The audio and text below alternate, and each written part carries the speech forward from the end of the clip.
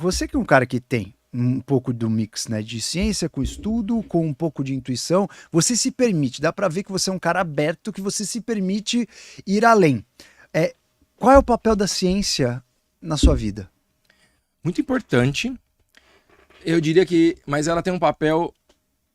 Assim como o meu lado direito do cérebro tem um papel importante, o lado esquerdo tem. Então, a ciência é muito importante na minha vida, porque eu gosto das questões que trazem ampliam minha compreensão. Então, se a gente falar de ciência hoje, a física, a matemática, a geometria, são leis inquestionáveis e dentro do que a gente concebe como universo, elas auxiliam a gente fazer muita coisa, né? Eu adoro a parte de computação, da tecnologia, então sempre foi muito importante na minha vida. Mas ela tem 50% de importância por si própria. Sim. O outro 50% é ouvir meu coração, a intuição, a curiosidade pelo oculto, por aquilo que eu não consigo ver, por aquilo que eu não consigo comprovar, porque eu acho que ela tem que ter a mesma importância. Se eu for ouvir só a minha mente, meu coração vai ficar doente. Perfeito. E meu avô sempre falava, em qualquer dúvida, escuta seu coração. E eu levei isso a sério. Mas tem que ser o coração junto com a mente. Porque também se você só escutar o coração e se deixar virar emotivo, e se deixar levar pela emoção, às vezes você se engana. Você se engana, ou você se arrepende, ou você vai ter muita frustração, ou você vai sofrer. Né? Então, acho que a minha busca, e acho que esse livro, A Era da Integridade, toda a minha busca de integridade é isso. Se eu fosse resumir, é buscar um equilíbrio entre razão e emoção.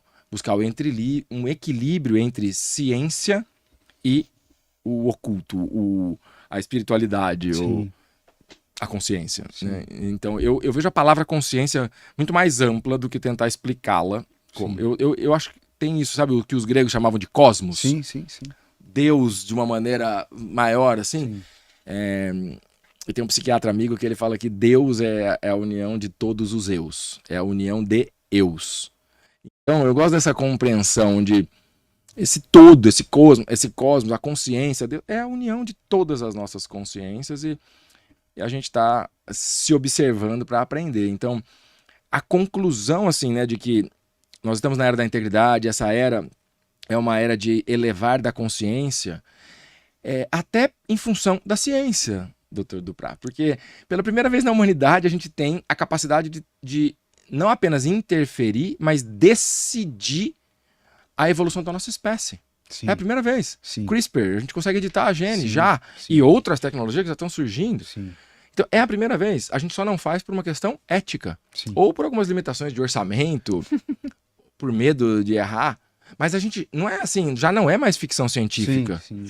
Não é o livro de Frankenstein. A gente já tem o conhecimento e as ferramentas. Sim. Então tem gente que acha que isso é viagem, é ficção científica. Não, já é possível. Agora, o que nós vamos fazer com isso é o que vai ditar o nosso nível de consciência. E sabe, eu posso concluir esse raciocínio? Claro. E por que eu sou convicto que a gente está entrando na era da integridade e isso vai elevar a nossa consciência? Porque para mim não tem outra alternativa. E não é uma questão ideológica ou dogmática. É porque necessidade. O livre-arbítrio que a gente colocou aqui, né? Se a gente errar e optar por uma não consciência e aí usar essa ferramenta de evolução para fazer pessoas mais inteligentes, para ganhar a guerra, para ser mais poderoso, para ficar mais rico, para ficar mais bonito, vai todo mundo embora. O que vai acontecer? Isso vai trazer felicidade? Isso vai trazer... O que vai acontecer com as pessoas que não tiverem isso? Então vai causar guerra, fome, discórdia? Isso, a gente já tem história na humanidade para isso. Quando as pessoas chegam à conclusão de que isso não traz felicidade, não traz... O que vai acontecer? Por inteligência, vai começar a querer fazer uma evolução. A felicidade de uns, às vezes, é tristeza de outros, não? Não acredito. Por quê? Essa felicidade de um que é tristeza de outro... Não estou dizendo um conceito fixo, né? Mas eu estou dizendo, em algumas ocasiões, se você pega uma pessoa psicopata de dominação, de guerras, etc., às vezes a felicidade do cara é ver a tristeza, ver a aniquilação de um povo. Né? Então, mas veja, isso não é felicidade dele. Isso é a alimentação para a insegurança, para o ego, para a dor. É uma psicopatia e não uma felicidade. Mas você acredita que todos estarão nesse nível de consciência para entender isso? Porque isso é uma psicopatia para as pessoas que ultrapassaram esse degrau. Sim. As pessoas que estão no degrau de consciência da competição, às vezes não percebem, né? Não, mas é tipo pirâmide de Maslow. Quando você tá com fome, você nem consegue pensar. Sim. Essas pessoas, elas estão na base da pirâmide de Sim. Maslow da consciência. Sim. Tem lá o Barrett, né, que trouxe aqueles níveis de consciência. Sim. Eles estão vibrando em frequências baixas. Sim. Em algum momento, e aí se a gente pegar o... Agora eu não sei quanto tempo vai levar, né? Esse delta tempo, mas tempo é relativo. Einstein já provou que... Sim. Agora, quanto tempo vai levar? Eu acredito que a tecnologia vem acelerar isso. Porque essa discussão que a gente está da ética de como usar a edição genética, da ética que vem da decisão da inteligência artificial, ela trouxe à tona uma urgência em decidir questões que vão impactar em toda a humanidade para algo que sempre existiu, só que era em níveis muito pequenos. O que você poderia dar de dica para aquelas pessoas que são líderes, seja líderes no trabalho, ou seja até para você liderar uma família, um pai de família, uma mãe de família que quer trazer esse seu conceito para dentro de casa ou até para dentro de uma empresa?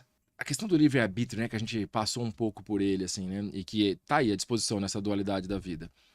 Quanto mais consciente e mais inteligente, do ponto de vista mais amplo dessa palavra, a gente vai ficando, mais a gente se dá conta de que, por mais que a gente tenha o livre-arbítrio, é inteligente e consciente abdicar dele. No sentido de, se eu tenho a opção de fazer o que é certo e o que é errado, para que eu vou fazer o que é errado? Se só vai dar errado. Sim. Então, a partir do momento que a gente chega à conclusão de que fazer o certo é o único jeito de dar certo, o líder começa a agir dessa forma. Tinha um professor que falava, mais difícil do que fazer o certo é saber o que é certo se fazer. Não tem algumas horas que você tem dificuldade de entender o que é o mais certo? Claro. Acho que esse é o desafio da vida, né? É cheio de dualidade, de tomar decisões o tempo inteiro. As pessoas têm essas dúvidas todos os dias, às vezes milhares de vezes. E aí que vem a questão de ouvir coração e mente em sintonia. E essa dica que eu tô dando, de se você tá em dúvida, volta para os valores. Valores não tem opostos. Valores não tem dualidade. A verdade é a verdade, independente da minha verdade e da sua verdade. A verdade, aquela lá, como conceito fundamental, absoluto, ela não tem lado, ela não tem dúvida. Então, se você voltar para os valores, e valores é isso, é fazer tudo aquilo que é certo no sentido de ser incorruptível, impecável, perfeito, honesto, bondoso, belo, com compaixão, com comprometimento, infinitos aí. Então, por isso que Platão, Sócrates, né, o mito da caverna, muita gente fala do mito da caverna, ele termina com Sócrates dizendo que quando então se vê a luz, se toma consciência de que não dá para delegar o comando, a liderança, do Estado a pessoas que não sejam valorosas, que não sejam com bons princípios. Perfeito. Então, essa é a questão. Se você quer ser um líder que deixa um legado de verdade, qual o rastro que você está deixando? Ninguém se arrepende no leito da cama por ter feito alguma coisa certa. Verdade. Então, uma forma que eu dou para os meus mentorados, para os líderes que eu faço mentoria, um primeiro exercício é: qual o epitáfio que você quer ver na sua lápide?